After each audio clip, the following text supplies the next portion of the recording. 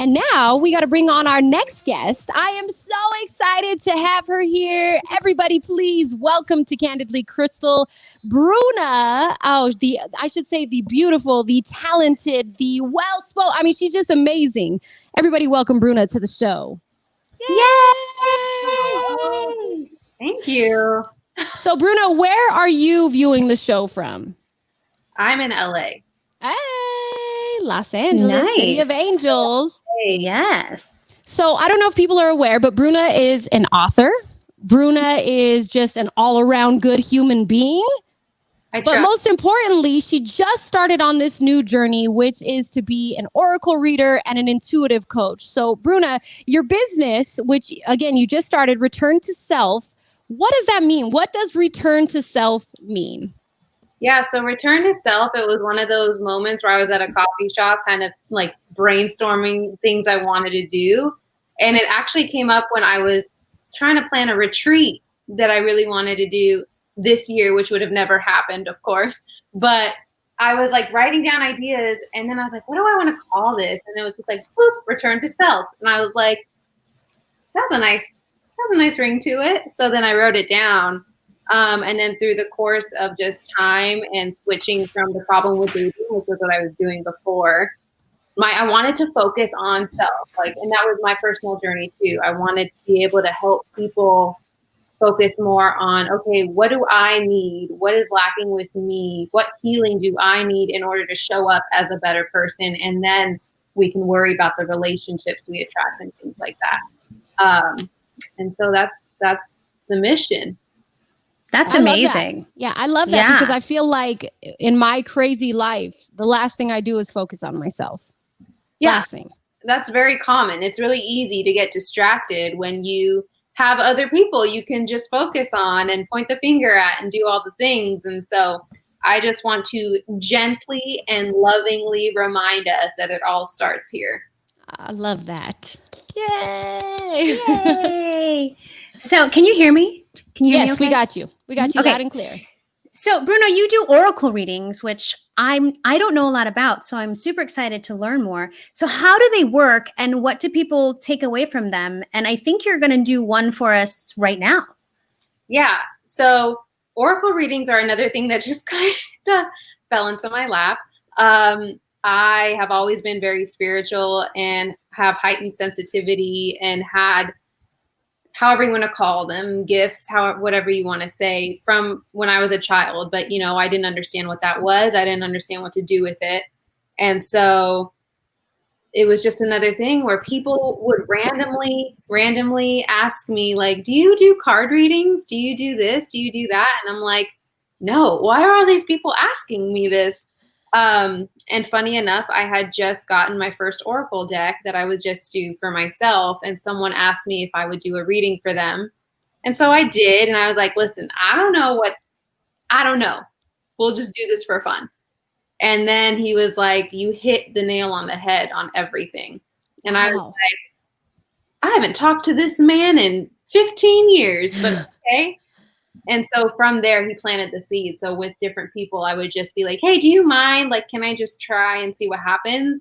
And then it got to the point where I reached over 50 readings with mostly strangers, and every single person was like, that's exactly what I'm going through right now. So I was, wow. Well, I am answering the call, even though I don't know what's going on. I mean, it's almost like your destiny brought you to it. You know what I mean? Like you had people in your life sort of guiding you to bring you to where you're supposed to be right now. And as Krystal mentioned, you're going to be doing a reading tonight for me. I'm excited. Let's get started. We're doing an oracle reading. So Bruna's going to do that and we're going to start now. So the cards have been blessed. I'm just going to shuffle and then say my little thing that I say before I start. And then I'll just I know you guys can't see the cards. They're here in my hands. We'll see what cards fall out for you. And then as I say with every reading, take what resonates, leave what doesn't. And if it doesn't hit, that's okay. Okay. We'll see what happens. Okay, so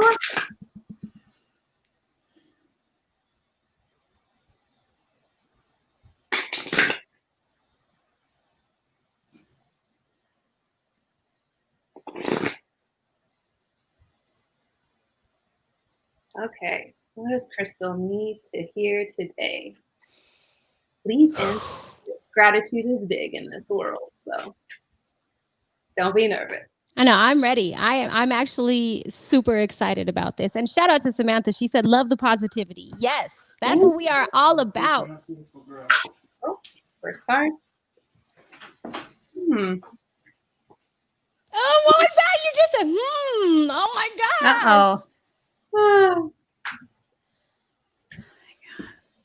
I'm like sweating. I'm not going to lie. I'm like sweating right now. It's going to be great. It's going to be great. No, you're right. You're right. We're good. We're good. Funny. I had a feeling you were going to get this card. It's my favorite card. Me too, Eva. Eva just said, I'm nervous for y'all in a good way. You don't need to be nervous. This is all in good light. This is just to, and this is another reason why I feel called to do oracle readings. It's not like, oh, doom is approaching. It's more like, hey, let's talk about what's going on with you right now, or maybe what's been coming up a lot and how you can maybe move forward, which is why I'm trying to implement this into my coaching practice, because I'm a certified life coach. Yes. And that's something I want to do, but I also want to implement spirituality because it's such a big healing modality for me and then also others. I see Krystal moving. I know. She's got a little glitch going on. She's chiming in. I'm trying to figure it out and I don't know what's happening. So I'm just listening and, along for the ride. I love it. Wonderful. Okay, so Krystal,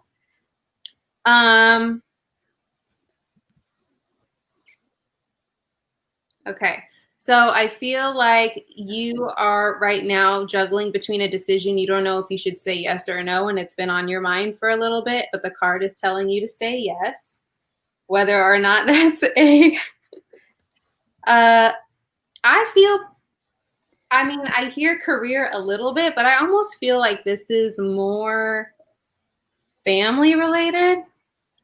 So I feel like if once you say yes to whatever it is that you've been kind of juggling within your mind, you're going to be laying foundations for a big divine plan. So then you got the Anna Grandmother of Jesus card, which is basically reminding you that, one, you're not in this alone. As I talked to you before we got on here, I asked if there was anyone you wanted to bring in to help with the reading, and you mentioned your grandparents, and so I did call them in. And so I feel like this is a great reminder and reassurance that you're not alone. Even if you can't always see your spiritual guides and those around you, they are still with you and they're always ready to help. They just wait for your call. So whenever you want, just let them know and they're going to show up for you. And so I feel like they're very present in whatever decision this is that you want to make, but I do feel like it's good. So the cards are telling you to say yes. Once you say yes, you are starting to lay down the foundations for something that may feel very much aligned with your purpose. You might start to feel very like, oh, okay, this is where I'm supposed to be. This is what I'm supposed to be doing. And the reason I say that I feel like it's more family oriented is because you got the Mintaka card, which the Mintaka card is one of my favorite cards of the deck. Mintaka is it's like a galactic world that was, it's in Orion's belt and it was unfortunately destroyed. But Mintakans and the Mintaka card represent this longing for home. So I don't know if this resonates with you, but this idea of not really knowing what home is, what home looks like, where you belong, or where you can really build that foundation of home. And so sometimes you can feel lost and feel very alone in that way. And so this is just a reminder that home starts here. And so you are your home, essentially. And that even though sometimes wherever you are, whether it's city, country, job, physical people that you're around, you chose to be here for a reason. And whatever you're bringing to yourself is part of your purpose and part of your journey. And so don't discredit that. Even though that these times are very understandable where you might feel alone, you absolutely are not. And there is a journey waiting for you to embrace and kind of take on once you're able to acknowledge, like, I chose to be here. I'm doing this for a reason. And so you dive in. Right now, because I'm trying not to. So a lot has happened with my career since the pandemic started. I lost my full-time employment. I basically have been just trying to feel like I can be a contributor in my household, right? Because even though I still have a job, it's not what it was. And you hit it on the head when you said I feel like I'm alone, because even though I have my husband who is amazing, I have my children and I have my family, I also feel like people don't understand almost like the heaviness that I feel. Like I feel like I'm going, and you know what, honestly, I think a lot of people are going through this same thing right now in the pandemic, where you feel this darkness. And I almost don't know how to get out of the darkness because it's almost consuming me at times. And so launching this show even has been something that has slowly started to pull me out of that. Yeah. So for me, everything you said is like, oh my gosh. And I constantly go back and forth with the idea of, is where I'm at right now the right place for me and my family, or is it somewhere else? So even saying those things, it's like, yes, that is a constant struggle in my head. Like, am I in the place I'm supposed to be? You know, time is not my friend. You know, every day that happens, I'm getting older and my kids are getting older. So, woo, Bruna. Well, you got to say yes. Where are you leaning to? You just, I completely empathize with everything you're saying, because I hear you. The darkness has hit for a lot of people during this time. And I mean, that I feel like that's part of the purpose though of this time, is we all got really used to the distractions that were always around. And now we are forced to kind of slow down and reassess our life in so many different ways. And so what does your life look like if you're not getting, you know, the money that makes you feel good, or the title that makes you feel good, or the strokes of the ego in different ways that makes you feel good? Are you tied to the location you're living in, or was that just a circumstance based on other things that you were doing? And time, even time, I feel like everything that's been going on has been showing us that time is an illusion, really. Yes, yes. I mean, ask me what day it is. I don't know. I wrote down I needed to be here at a certain time, and I showed up. And so it's really asking us to be present. And to really, you know, make the most of what we got, you know, reassess the priorities. And so for you, with this reading and everything that you said, the loneliness that can come with that is so understandable, but it's also our job when we feel that way to open ourselves up to seek that comfort, because 9 times out of 10, the people around us don't realize that's how we're feeling. Right. For people like us who are chatty and we're charismatic and we're outgoing, they never realize, like, oh wow, she feels that way. Surprise. Yeah. So I'm going to bring Krystal back on, because I think she got the connection. But so I don't know I know you've been listening, Krystal. Did you hear what she just said? Because Krystal and I were just talking earlier today, and I told her I have actually been diagnosed with depression. And she was like, what? Yeah, I was surprised. Yeah. You? And I'm like, no. no, really? Like I actually felt a certain way, finally went and saw a doctor about it, had to do all these tests and questions and whatever. And even though they came back and said it's mild to moderate depression, I knew it. I knew, because I knew what I was feeling was not normal, how Krystal usually feels, you know? Do you feel like that was brought on by like the pandemic and all of that? Or what do you think? I think it was a lot. I think it was moving away from my family in Colorado and coming here, and then my job being so tumultuous and not really consistent. I think it was a lot of that mixed into one. And then, you know how I really center myself is my kids and my husband. Like I literally come home and I look at these 3 beautiful babies, and I look at a husband who checks me when he needs to, but at the same time supports me when he needs to. And that helps me, but there's more to it. Like I know I need to heal more in order to feel whole again, you know? Well, we all do. I mean, that's the thing too that I hope people understand, is healing. That journey never ends. Like there's not a day you wake up and you're like, I'm healed and everything's good. That when that day does come, as like dark as this is going to sound, that's death. Yeah. That's what else is there to live life for then than these experience and these lessons? And I'm not saying it always has to be so exhausting and like a roller coaster, but healing isn't always this heavy thing. It's also just learning more about yourself and getting to relearn yourself and getting to remember who you are before the world taught you who to be, and doing all of these fun experiences that you wouldn't otherwise be able to do. So it's just a step-by-step, day-by-day process. And, you know, sometimes we think so far in the future that we forget that. And it's just baby steps. I had a good friend tell me one time, you never soak in your accomplishments. You like move on immediately and are like, yeah, but it could have been better this way. Or yeah, I could have done this differently. Instead of like in that moment going, wow, we really just launched a show or whatever it is. Yeah. And I'm trying to get better at that, but I'm not very good at it. It's hard. I'm similar with that. It's like, I did this show, I worked so hard. Yeah, it was great. Oh, but I missed this note. Oh, but I didn't do this. And, you know, that's the mark of a perfectionist, but also a true professional. And it's a hard line to walk and to balance, because that's what makes us great at what we do. But at the same time, it can cause depression. It can cause us to feel inadequate because we're not always at that level, you know? Yeah. So that's really hard. That's real. And I'm a Capricorn, so I live this life, and I'm that way all the time.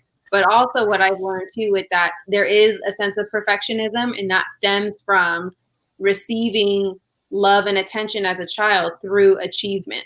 So if that was something you experienced where, oh, I was getting all the loving I needed by being able to achieve and show, like, look at these grades, look at this project, look at this stuff, you take that with you into adulthood, but you never really take the time to be like, wow, let me look back at everything I've accomplished and done and just pat myself on the back for that.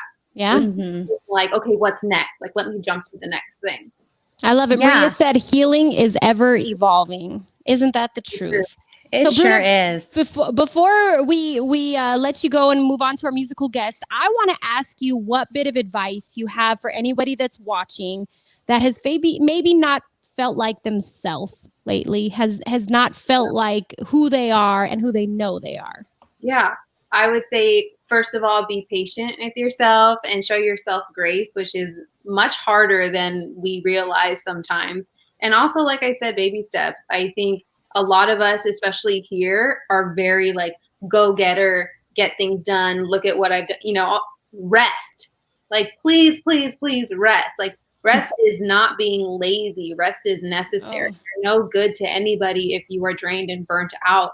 And it's okay to take time for yourself. It's actually very crucial. So, especially during this time when we realize and remember that we're all coping to some degree, take that time to actually check in with yourself and take a breath, take a beat. One thing I love about you, Bruna, is you post gems on the daily on your Instagram. I screenshot something earlier today that resonated with me, talking about growing up, if your parents or if your family used fear. It just resonated with me as a form of I guess, what was it? Behavior or whatever to push something. I don't know. All I'm saying, if you have an Instagram, follow Bruna, because she really, really focuses on self-reflection. And as her business is called, returning to self, returning to that center. So, I mean, you've been wonderful and you've given me a lot to think about. You're going to hit me up and you're going to be like, so we're moving. Yeah.